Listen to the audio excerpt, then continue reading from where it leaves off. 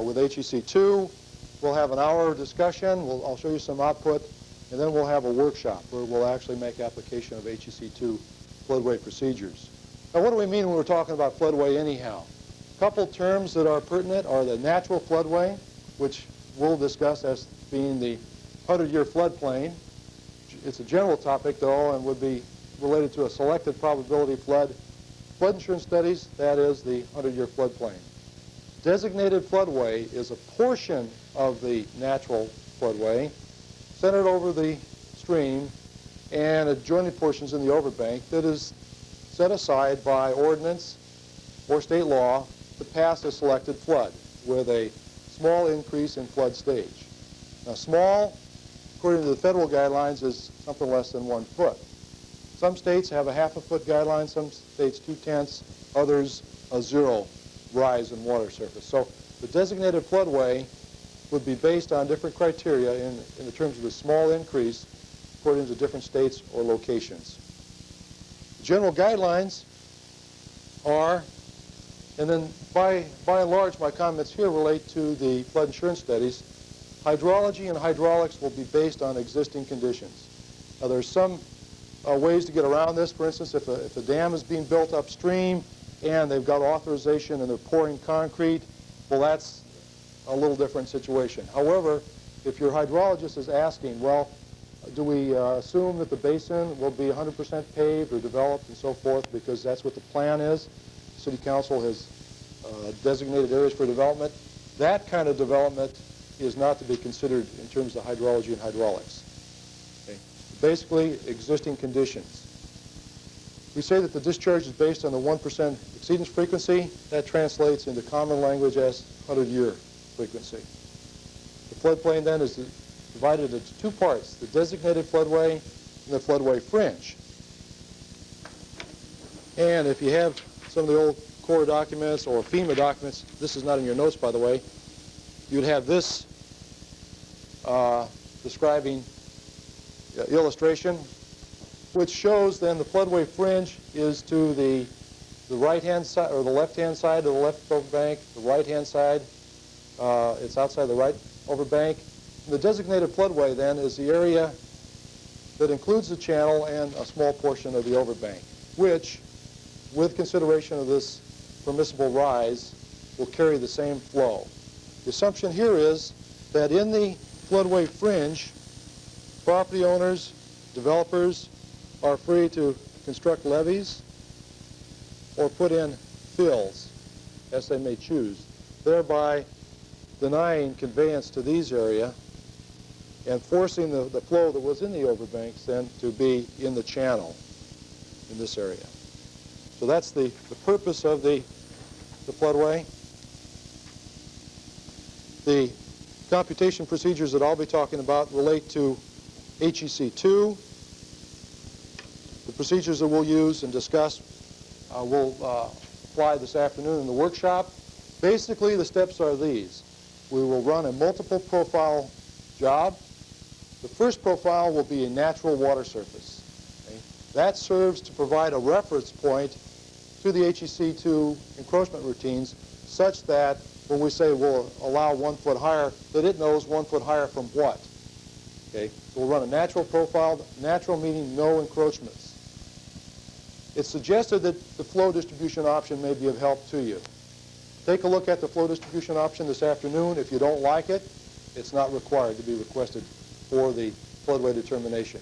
It's merely a judgment aid. Okay? Then run subsequent profiles, that is 2, 3, 4, 5, 6, 7, so forth, using the encroachment method that you want to use. Okay? The typical ones would be method 4 or method 6, perhaps. Then analyze your trial computations from your HEC2 run. Perhaps take a map and plot your determined floodway on the map, and then answer these questions. Were there excessive changes in the water surface elevation? In other words, if the state of California allows 1 foot, was the water surface rising 1.5 feet? If that's the case, your floodway is not done. You need to go back and make other changes. Were there significant increases in velocities?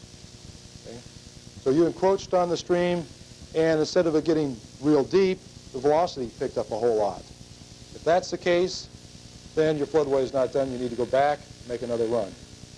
Unreasonable depths in the floodway fringe. Are we creating a floodway fringe where the depths are great, that there will be hazards to human occupation? What about undulating top widths? Does the width of the floodway vary from section to section? Perhaps at section 10, it's 100 feet wide. At section 11, it's 500 feet wide. So that's hard to regulate. What about results consistent with local needs? Well, when you've gone through all of these others, take your study to a city council meeting, perhaps, or meeting with a county engineer. They'll look at your floodway and they'll say, well, as a matter of fact, on this side of the stream, we're going to put in a softball complex or a football field. That can just as well be entirely within the floodway. Why don't you shift the floodway? So there can be some negotiations with local folks here. Let me go back and mention this one. Significant increase in velocities. It's hard to get information as to just exactly what that is. I've gone to the city engineer and say, well, I'm going to do a floodway on Bitter Creek, and I'm concerned about these criteria. One of them is increase in velocity. I say, what do you regard as a erosive velocity or an unsafe velocity? And they'll say, I don't know. Very general. You're not going to have a great deal of guidance there. The rules of thumb that I've seen are significant increase in velocities would be an increase in velocity, say, greater than 10%. Anybody have any other criteria to share on that? Yes?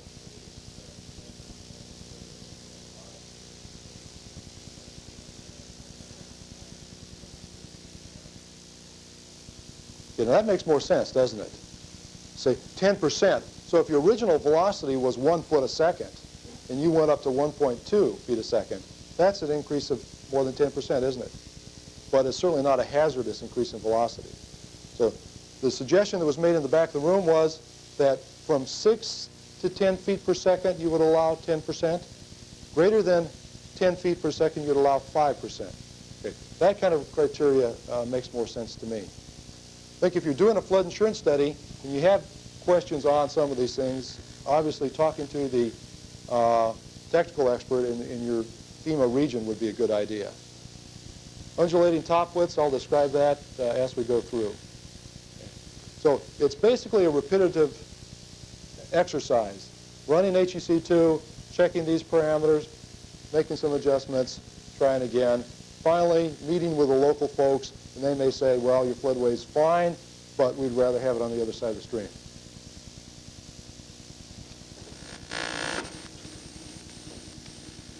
Doggone, everything got smeared, didn't it? Well, we'll just start over here. As far as HEC2 is concerned, the flow distribution option is a help. I'd like you to look at it this afternoon, and I'll show you how to interpret it as we look at your handout.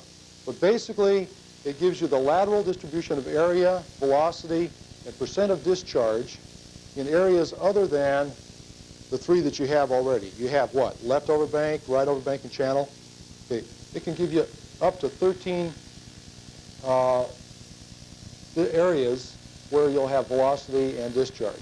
The intent is that if you're doing a floodway by other than an automatic method, that you can look at your data and say, well, gee, out to station 150, the velocity is only 1 foot a second. So I probably can encroach out to station 150 based on this information and not have a large rise in the water surface.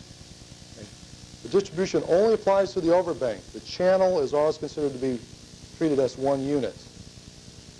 If you have, say, 80 or 90 GR points, the program will accumulate the number of GR points such that the minimum area would be about 3% of the flow. Okay. How do you get it? Two ways. For an entire profile, on the 10th field of the J2 card, insert a 15. For a particular cross-section, the 10th field of the X2 card, insert a 15. Okay. Just to help, it's not required. The next method is encroachment method 1, and it's a very useful method. However, you'll find that it's not a very strong method for determining floodways at your first, for your first run.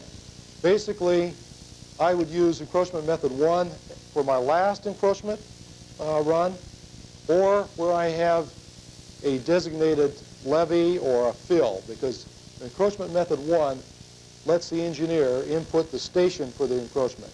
Okay? So in other words, you're not asking for a 1-foot rise. You're saying, I want to put in a highway fill all the way out to station 150. Okay? Now, encroachment method 1 can be input on the encroachment table card, ET card, or on the X3 card. On the X3 card, the method may be used in this manner. We may, in addition to specifying an elevation or a station, we could also specify an elevation. So that's with the application of the X3 card. With the ET card, we could input the station only. No elevation can be input. With the input of the station only, what are the upper bounds of the encroachment? Can we go high enough to eventually overtop those? Does anybody have an idea? You can't, can you? Can't. Why? Because in the computer program in HEC2, they go up to 100,000 feet. So unless you're living in Colorado or some very high place like that, you'll probably not get close. Okay, there is a multiple profile capability with the ET card. What that means is that we can make a multiple profile run with different method 1 encroachments when we use the ET card. However, when we use the X3 card, it's a fixed encroachment. First profile, second, third, fourth, fifth, they will all use the same encroachment. That's why the E3 or the X3 card is not often used to specify encroachment method 1. The only advantage it has is that you can specify this horizontal fill elevation. The method 1 encroachment has this limit. It applies only to the current cross-section or the cross-section in which it is in front of. When an ET card is input into a data set, it works just like a QT card or an NC. It sits right in front of the cross-section at which it takes effect. They are also used to stop other encroachments. Now, the other encroachments are not clear right now, but I'll discuss next. Probably the more commonly used encroachment method, method 4. Method 4 allows the program user to specify the target. For instance, here in portions of Colorado, the target rise in water surface elevation is ½ a foot. So with method 4 then, you would specify the target. The program then will compute the encroachment stations so that the conveyance within the designated floodway at the higher elevation is equal to the conveyance in the natural channel. So that's what it's looking at. How do I get the same conveyance 1 foot higher? If I am 1 foot higher or ½ a foot higher, as the case may be, then I can encroach on the sides. So it's an automatic procedure whereby the engineer specifies a target that is pertinent to the county or the city or the state, and the program will tell you then what the encroachment stations are. The method needs a natural, unencroached profile first. Okay? And the encroachment procedure applies to every section until it's changed by another ET card. So this is very much like the QT card then. Once we put in the method 4, we put one in at section 1. It goes unabated till section 300 until we put in, say, another ET card with a different method. So once it's started, it goes forever until it's stopped. How do you stop it?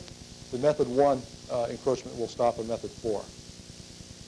The program will try for equal conveyance reduction in the 2 overbanks, but will not go into the channel to set encroachments. And what that means is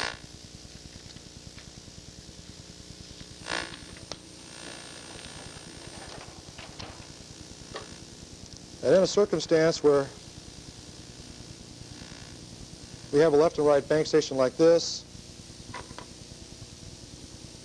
100-year floodplain like this, that the program tries to take away the same amount of conveyance on either side. If it determines that it can reduce the conveyance by 12%. It'll try to find 6% on this side and 6% on this side that it's removing from the cross-section. Okay. Now, if you should have a section that is shaped different, in other words, has no right-over bank, and if the program still desires to determine floodways with that 12% criteria, it'll take away what it can here, say 3%, and take the remaining 9% over here. So it's trying to then take equal conveyance away from both sides. Is that a good procedure? What would you propose as an alternative to that? What if I have a channel that's a little different? It's absolutely symmetrical in shape. The water surface sits right here. If this is an absolutely symmetrical channel, would you expect then that the encroachments be symmetrical about the left and right bank stations? You'd expect that. But we said equal conveyance. So suppose one side is a golf course and Manny's end value is 0.03. The other side is a forest and Manny's end value is 0.12. Which side has the most conveyance? The golf course, doesn't it? So there's more conveyance over here. Here's what HEC2 would do then, using the ET card with a method 4 encroachment asking for 0.10 of a foot, method 4. It would perhaps encroach all the way to the left bank here and perhaps this far over here. Okay, that's equal conveyance reduction.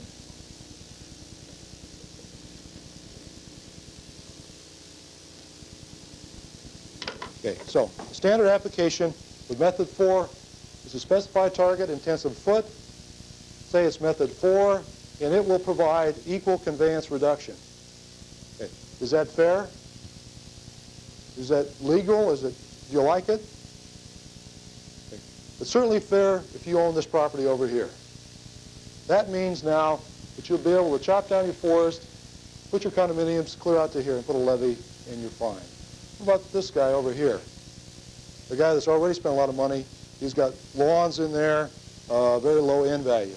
How does he propose that floodway has been done? Fairly, equitably?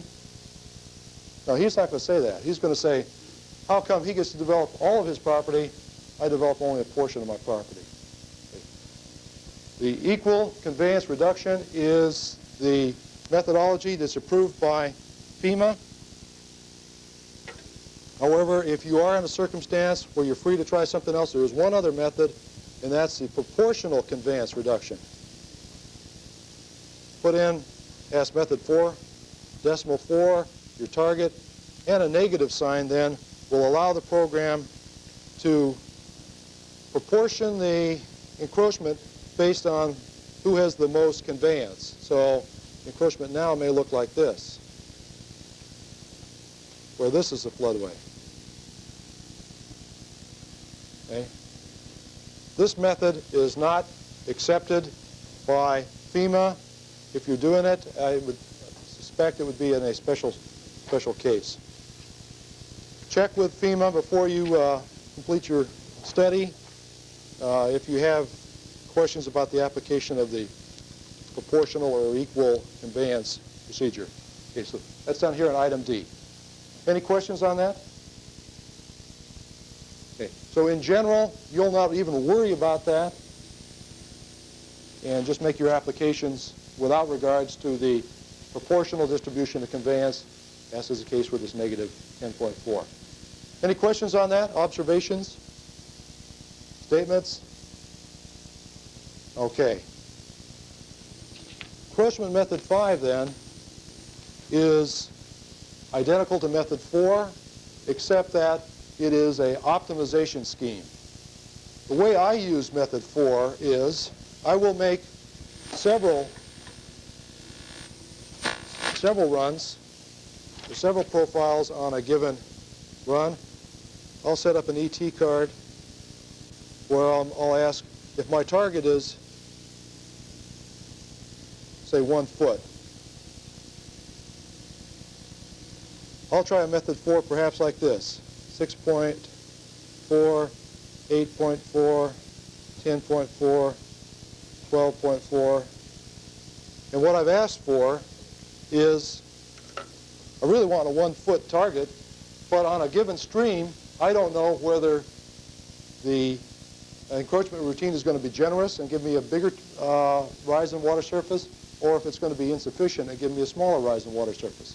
So if I appeared at your study site and I was unfamiliar with the reaction of the data set to the HEC2 routine, I'd use a shotgun approach, perhaps 8.4, 10.4, 12.4, hoping to get one of those close to a 10 or a 1-foot target.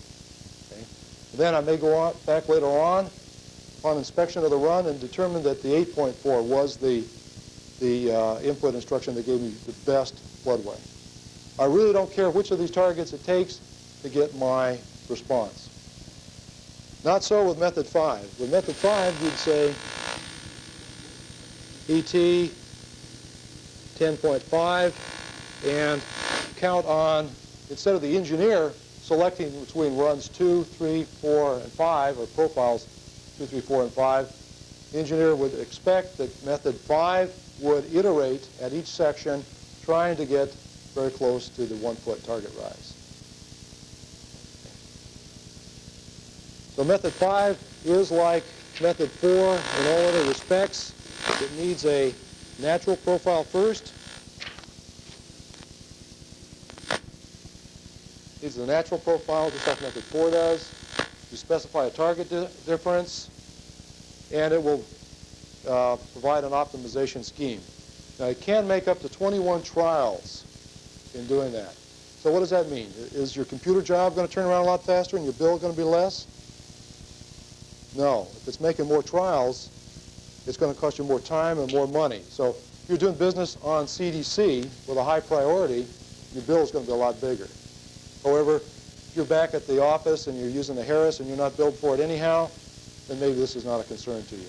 However, if you're paying out of your study funds, perhaps method 5 should be run at a lower priority. Any questions on method 5?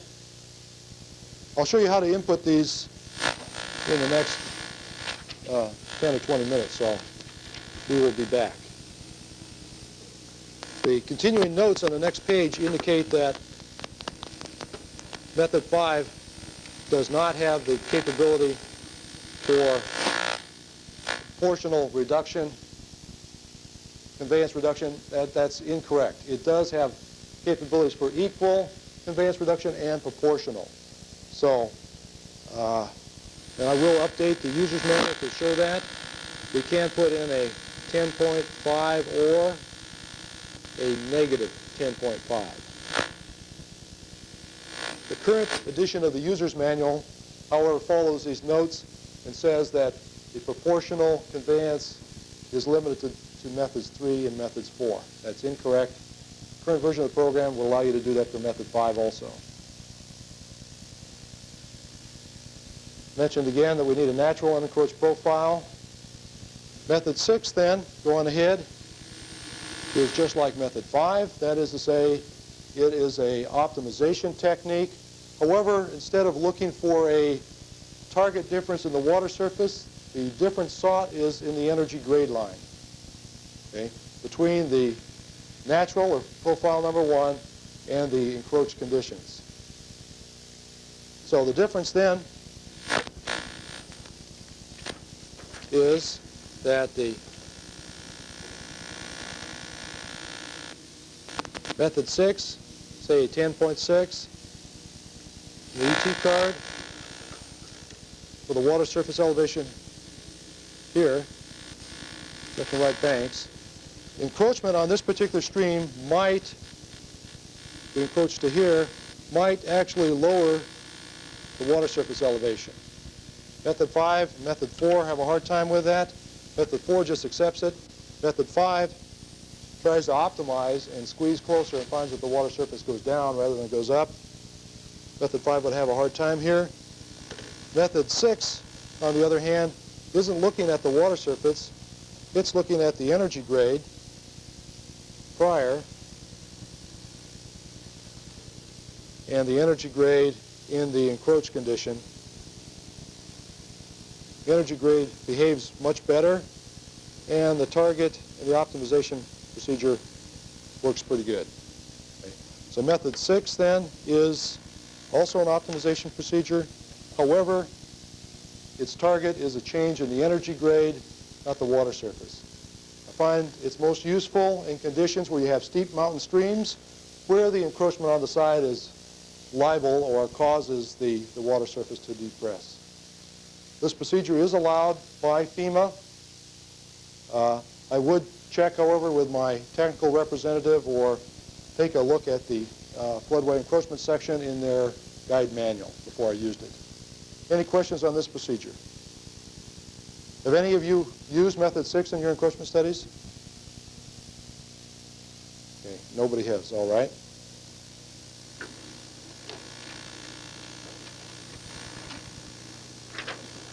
Okay, here's our recommendation. Steep, high-velocity streams. You might like to try this afternoon in the workshop. Although the workshop problem we have this afternoon is a rather mild type of stream, I think you'll find that it'll work quite well and even in the mild stream. Other encroachment methods that are sometimes useful are method 2. Method 2 is the specification of a top width. We have a channel section like this, left bank, right bank, and a green water surface. Method 2 says specify the top width in feet. The program will find the center line of the channel and go out 175 feet on either side to set the stations, without regard to the resultant rise in water surface. Doesn't care whether the water surface goes up or down, doesn't care how much it goes up. It's not an optimization, it's simply specification of a top width. I have seen communities that have drainage ordinance or setback ordinances like this, that they would say, on such and such a creek, the development is to be kept within 100, 200 feet of the center line. So if you have a community that has a ordinance of that manner, you could specify it by the designated top width, decimal point, method 2. Method 3 is the specification of a reduction in conveyance. Just simply saying, take away, in this case, 15% of the available conveyance. Dot method 3. Method 3 is actually the basis for methods 4, 5, and 6, used internally. However, you can specify it directly if you knew that, if you had reason to. Now, I have seen very little applications with method 3. The only application that I can recall are some folks either in New Jersey or Wisconsin. They desired an encroachment to take out only the ineffective areas, and they put a 1.3, which says reduce it by 1%, or a very negligible amount of conveyance reduction. Bridge encroachments. The encroachment methods will, at your discretion, encroach on special bridge profiles. We have a cross-section like this and a bridge like this. HEC2 can encroach on the bridge profile if you wish, or no encroachment as you wish. And the distinction is done in this manner. For method 1, you can define the encroachment by specifying the targets at the cross-section. In method 1, normally specified by method 1. However, if you wish to apply method 1 for encroachments at a bridge, input method 1.1. Okay? That allows encroachments on a bridge profile, as indicated up here. Method 4 works the same way. Normally you input it in this manner. If you wish to encroach on the bridge profile, then input a .41. You know, there's a distinction here as to what the bridge profile is. If it is a special bridge routine, then the 0.41 or the 0.11 apply. If this is a normal bridge, then the encroachment will go on the bridge without you specifying. Okay, so this business about the 0.11 or the 0.21, 31, 41, 51 is with concern to the weir flow equations as related to the special bridge DT profile. Any question on that? No? Yes, Bob.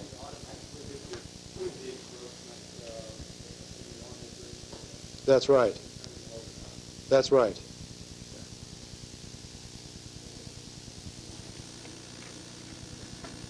There are two special tables that are pertinent to floodway analysis, and they can be acquired in your profile by inputting a J3 card, following the first set of J cards, and ask for a table 110. Table 110 provides 13 pieces of information that show you the distribution of flow in the channel, shows you how much the water surface rose, shows you the computed water surface elevation, and it also shows you the left and right encroachment stations, and also the station of the left bank and the station of the right bank. In addition, top width is shown. I'd like you this afternoon in the workshop to ask for table 110 and any others that you'd like. Another very useful table is table 200, which is very much like FEMA or the FEMA table 1, flood insurance table 1, which requires you as a study product to list your stations on your rivers or streams with top width, area, mean velocity, and elevation of the with and without the floodway, plus the difference. So you're going to have to formulate a table like this if you're doing a standard flood insurance study. HEC2 will automatically formulate that for you if you ask for a table 200. Okay, that's the general introduction. Let's look then at the specification for the various options. And they are as follows. Let's look at page 8 of 15 here. Keith, you want to crack open that door? I'm getting warm up here, and I see Bud taking off his coat, so it's a good sign that we're warming up a little bit. The flow distribution option works this way. Above, I have shown a natural section with a bank at 90, the bank at 135. These points here in the overbanks then are the GR points. Asking for a flow distribution option on either the J2 card or the X2 card will provide this information. Flow distribution for section 1, the elevation is 120.15. Between stations 17 and 33, the percent of the Q is 0.3. The area is 48 square feet. The velocity is 0.4. Okay? Now, if you ran a standard HEC2 run without this velocity distribution, you would have one velocity all the way up to station 90. And then we'd have one area and one discharge. So the intent here is that if you're doing encroachments with method 1, you can look and see the areas in the overbank that are not carrying a great deal of flow. So your judgment might be this. Well, I see that all the way out to station 46, the velocities are less than 1 foot a second. Perhaps I can encroach in that area. The velocities are slow, so the conveyance is minimal. I would expect to see a limited rise in the water surface. Okay. How do you get it? J2 card, very last field, input of 15, or at a particular cross-section, X2 card, very last field, be a 15. Try this in the workshop this afternoon. Now let's look at encroachment method 1. I've been hinting at its application as we've gone along. Method 1 can be applied on either of the ET or the X3 cards. And it works like this. Do you recall the J1 card, field 2, variable called INQ? What did INQ do for us yesterday? That's right. Okay.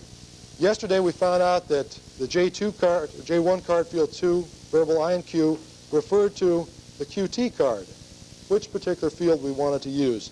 Here, if we said field 3 and we had a QT card here, the program would say 1, 2, 3, perhaps my discharge is 8,000, and would use discharge of 8,000 plus whatever encroachment specification were also in the third field of the ET card. Okay. So we'd say method 1.1. Well, what is method 1? It's specification of 2 stations, stations 327 and 1940 in this particular example. How do we get specification for 2 stations all packed into field 3? Well, we can't, can we? So what we do is this. We say 9.1, and out in fields 9 and 9 plus 1, we input the left and the right desired encroachment stations. We could have right next to it perhaps a 7.1, and out in field 7 and 8, we'd have encroachment station XX and YY. So they work as a paired function. Does that make sense or look understandable? Okay. I did mention that on the X3 card, we can specify, in addition to the encroachment station, we could specify an elevation. So, capability related to the X3 card. Yes?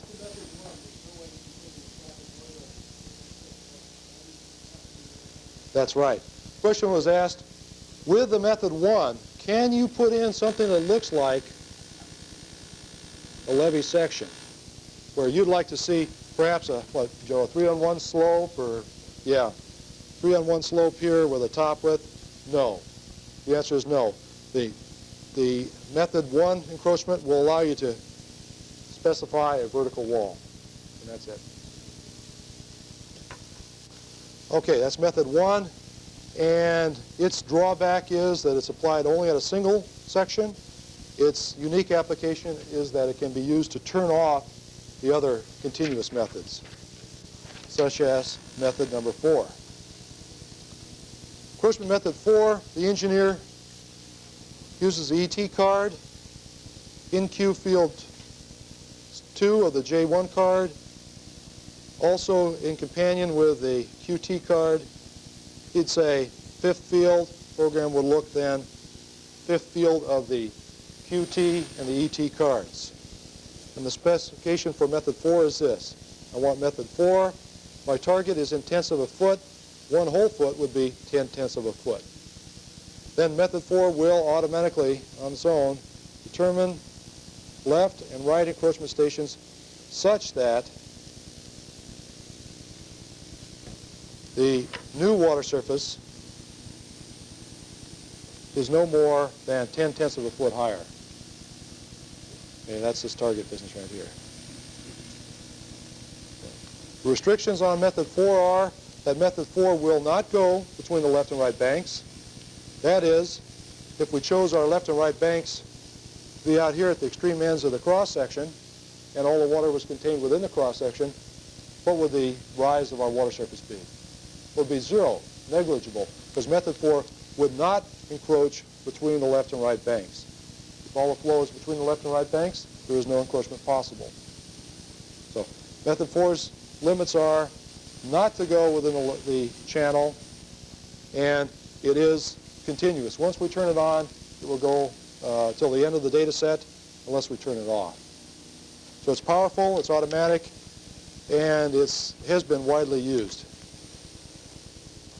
Now its grandfather, or its more powerful relative, is encroachment method 5, also specified in the same way. The method with a decimal and the target to the left. It works harder. It may try encroachment stations out here, check the difference, try different encroachment stations, check the difference again, and so forth, up to 21 trials. So it has an optimization routine. It observes the same limits that method 4 does, will not go within the left and right banks, and once you start it, will go forever unless you stop it with a method 1. Okay, and perhaps you'd like to try a method 5 this afternoon. Any questions on method 5? Okay. The other method then, method 6, is used just the same. Specification to its location on the ET card comes from the second field of the J1 card. The target is related to energy grade changes, and the program will automatically determine a left and a right encroachment station such that the rise in the energy grade is no more than 1 foot. As I indicated earlier, we thought that this main application would be in areas high velocity mountain streams, in other words, steep profiles where the expected rise may not always occur and the water surface may actually depress as the encroachments are made.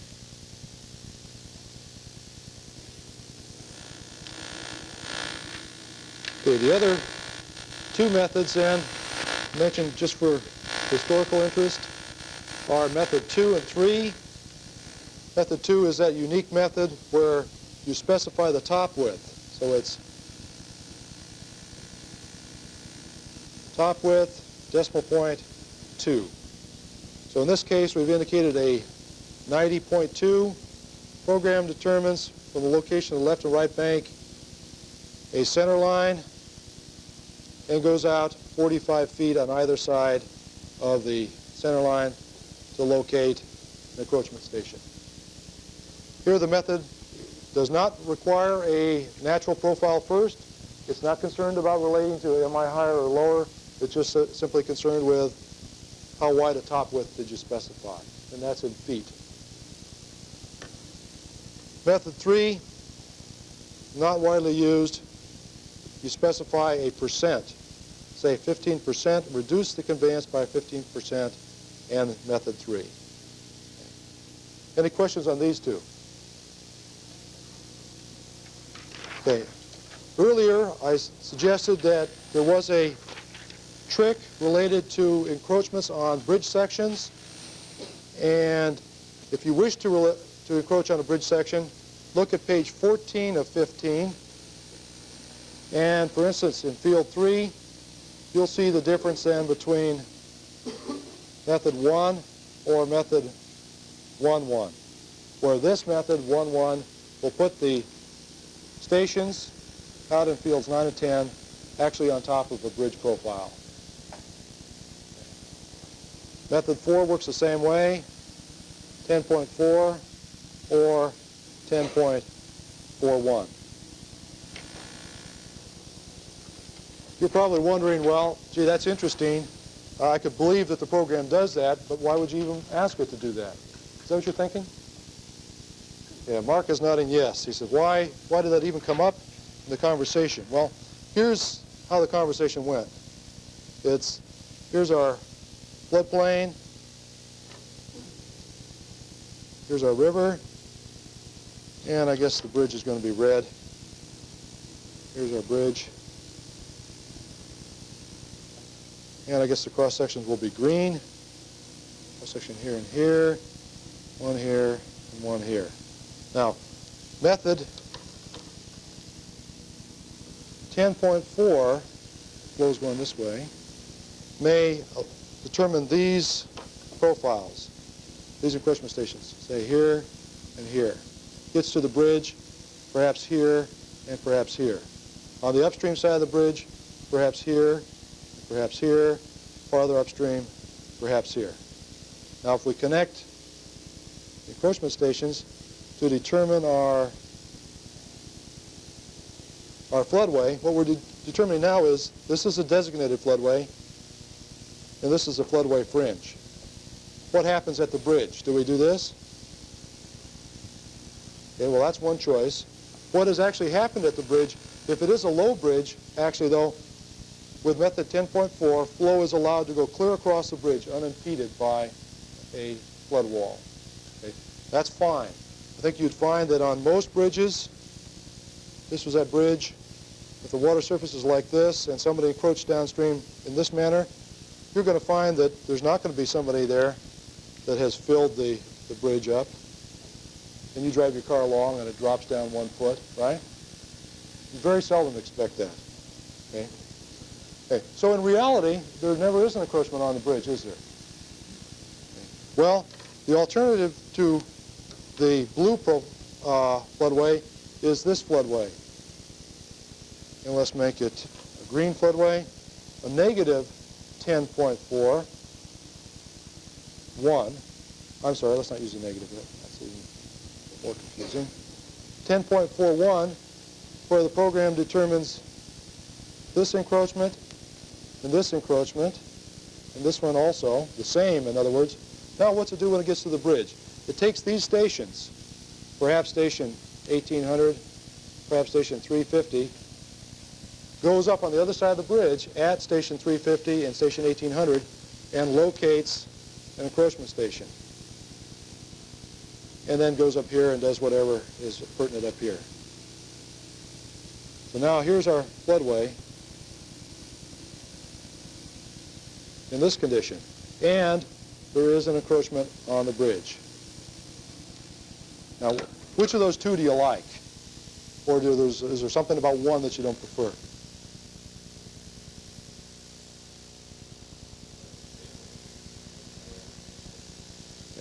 It was pointed out that the green method, which was the 10.41, certainly makes the floodway more uniform, does it? If we're worried about undulating top widths, where this is 2,000 feet wide, and this is 1,500 feet wide, and this is 3,000, and this is 2,000, then the 0.41 keeps us pretty straight here, doesn't it? Okay. Is there a drawback to this method? Yes, there is. What is the drawback? Well, the program determines the encroachment stations at the downstream section, 350 and 1800, and looks for those same stations on your GR profile up here. Okay? So, if you had been coding from 0 to 1,000 or 0 to 2,000 all the way along, 0 to 2,000, and the new man comes on board, and he says, well, rather than coding from 0 to 2,000, I may want to extend my cross-section over here, so I'm going to start this thing at 10,000 to 12,000. Okay? So what's the encroachment method going to do? It's going to go looking for station 350 and 1800. It can't find that, can it, on the other one? Or they may not be aligned. So if you use this method, 0.41, it's reasonable to repeat the GR section downstream of the bridge to upstream, or to at least have them starting at the same relative location. Not a significant drawback. That's how I do most of my bridges anyhow. Okay. It gives you a straighter floodway through here.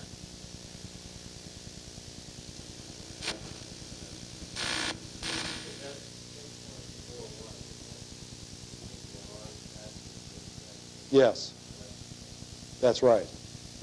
The way 10.41 is input, at the first ET card you could say 10.41, whether you have a bridge in that run or not. The method doesn't really need to be put in here and then turned off down here. Okay. It can be a general way of doing business. Let's take a look at page 15. It's hard to read at the scale that I'm going to show you, but the intent of page 15 is to suggest that you could have a multiple profile run, and you could be running method 4 with a target of 7.4, 10.4. You could switch to a method 2, a method 3. The idea is that you don't have to have a single run with the same target. So we could start out with a target of 8.4, later on switch it to 7.4, later on switch it to 15.3. That's all that page 15 is trying to get at. That we have the complete freedom to start and stop encroachments, change their style. Are they style 4 or style 3? Are they target of 7/10 or 8/10, and so forth. So that's all the intent here is to provide that information. Okay, I handed out a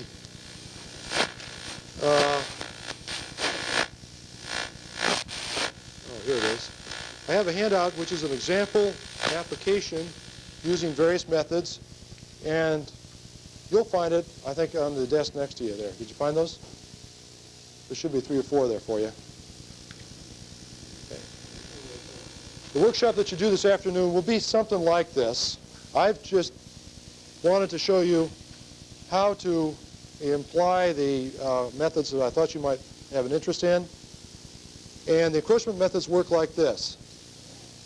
I used the ET card rather than the X3 card. My first profile, I started at the second field of my QT card, and so that's a discharge of 15,000. Did I have an encroachment? No encroachment on my ET card. Why is that? Well, for methods 3, 4, or 4, 5, and 6, you need a natural profile, an unencroached profile first. And here I started with a known water surface elevation. So my first profile then has no encroachment, 15,000 second foot discharge, and I asked for the flow distribution. If you look at the second page, you'll see output from the flow distribution option.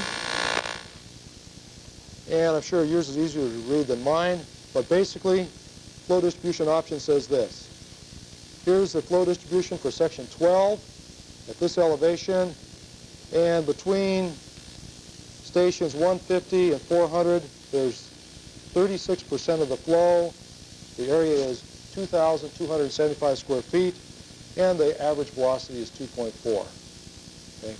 Now that gives us how many? 1, 2, 3, 4, 5, 6, 7, 8, 9 subdivisions, as opposed to the left overbank, the channel, and the right overbank. Okay? Strictly for judgment in selection of method 1 encroachment stations. Okay, how might that work? Well, we were looking for low velocity areas, and our criteria for low velocity was something less than 3 feet a second. We'd say 1 foot a second, 1, 2, 2, 3. Perhaps then we can encroach all the way up to station 508 and have very minimal impact on the water surface elevation. So strictly for judgment, J2 card, field 10 equal to 15. Any questions on flow distribution? Okay, ask for it this afternoon and see if it is what you want. My next profile then refers to, second profile refers to the third field of the QT card. And my QT card looked like this, 15,000, 15,000. And my ET card had blank, blank, 10.4. So I'm going to use the same discharge. What discharge is that? The 100-year event. Okay, this is the 100-year or the 1% exceedance frequency discharge. On my third field then, I specified this pair of information, discharge and method 4 with 10/10 of a foot. What is necessary also, though, is for method 4, 5, and 6 to specify a known water surface elevation. Cannot start with a slope area. Okay? Do not start with slope area. Do not start with a critical depth. You must start with a known water surface elevation. Okay? Here's how to tell if you made a bad choice there. If you did start with a slope area, you'll find that your water surface elevation will go to 50,000 feet. Okay? And if you're not in Colorado, you're in trouble. You've already drowned the folks. Why does it go to 50,000 feet? The walls on this method 4 encroachment go up to 100,000. Okay? And it'll go up there and try to get started, and it'll end up with a very tight encroachment right up to the bank stations, but your water is deeper than you'd like. So you'll recognize that, and you'll recall me mentioning this to you when you make that mistake. So do me the favor of trying it out here if you want to see how it works, and don't do it when you go home. Okay. I would suggest putting your target here. Our previous elevation was what? 700.2. I've added 1 foot there, so I have 701.2. Okay, what's the output look like? This is profile number 2. The output now here does not have the flow distribution, but it does have 2 notes, 2800 and 3470. A lot of information here. The pertinent information is this. Method 4, we knew we had a 10.4, and my left station is 143, and my right station is 508. That's what you want to see out of this information. What also is included is this. Computed water surface elevation here is 701, but the program keeps in memory, under the known water surface elevation, the natural profile.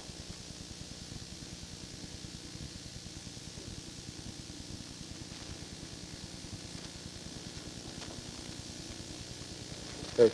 Keeps in memory then the natural profile elevation. Here it is, 700.2, 705.33, 706.62, and so on. Okay. That's the basis for its target rise. If it didn't keep that, it wouldn't know was it above or below its target rise. That's why we have to have profile number 1 be a natural unencroached profile. Okay. Method or note 2800 says about the same thing. It says that our previous water surface was 700.2.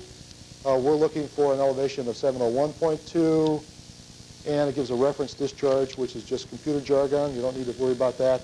But it does print the ratio of flow in the left channel and right overbank. So it says 50%, 38, and 6%. Okay. Not much different output. Just a couple notes that say left encroachment is 143, the right encroachment is 508, and we were dealing with a method 4. Any question on the additional output now that you're seeing in the sequential printout? Okay. That's a method 4 profile. Specification for the next one, whoops, says method 6. Yes, method 6 is to refer back then to the QT card, the ET card. Remember our QT card said, well, I think 9, 15,000, 15,000, 15,000, so on. Our ET card said blank, blank, 10.4. Here we're going to have a 10.61, it is, I believe. So the fourth field is 10.61, and the program will look then for the 1, 2, 3, fourth field, and make this its operating criteria. Discharge of 15,000, method 6.1, 10/10 of a foot, and it too needs a known water surface elevation. In this particular example, I've indicated the 1 out here, which is a flag for what? Diane? Okay. Diane indicates that that 1 out here is a flag for encroaching on the bridges. Okay. So, and that doesn't cost me anything extra. It's just a choice. Do I encroach on the DT profile for a special bridge or not? Okay, method 6 is a optimization routine looking for a change in the energy grade line. It too prints message 2800 and 3470, and it's working for a energy grade line encroachment. The messages and the notes are about the same. It is, however, well, it too keeps track of the water surface from the first profile, so it needs a natural profile for its application. The only difference here is you see a method 6 shown here. Now the next one I asked for was going to be a little different. The next profile, I asked for a method 1, no, method 2. And the method 2 then was specified the fifth field, and the ET card, field 5, said 450.2. QT card said 15,000. Okay. So, what is the 450 part of the specification? Pardon me? Okay, it was indicated that the 450 is in fact the top width in feet. This particular method does not need a known water surface elevation. And to demonstrate that, I've started with a slope. It also does not need to have a natural profile first. To run this particular ordnance specification, straight out, single profile job, start it with critical depth if you want, known water surface if you want, slope area if you want. It's not very picky. It does, however, go forever until it's turned off with a method 2. I'm sorry, with the method 1. Okay, and in its application, it looks like this.